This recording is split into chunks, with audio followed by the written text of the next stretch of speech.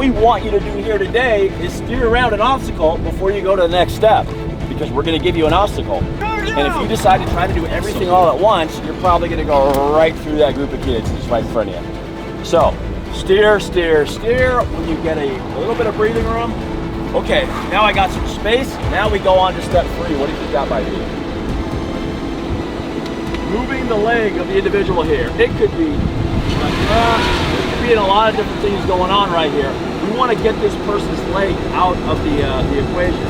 So what I do is I'll transfer so I can use this outside arm.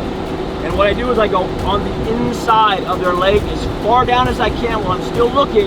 I grab clothing and I'll jerk it back angrily. Don't be nice. This person just ruined your day.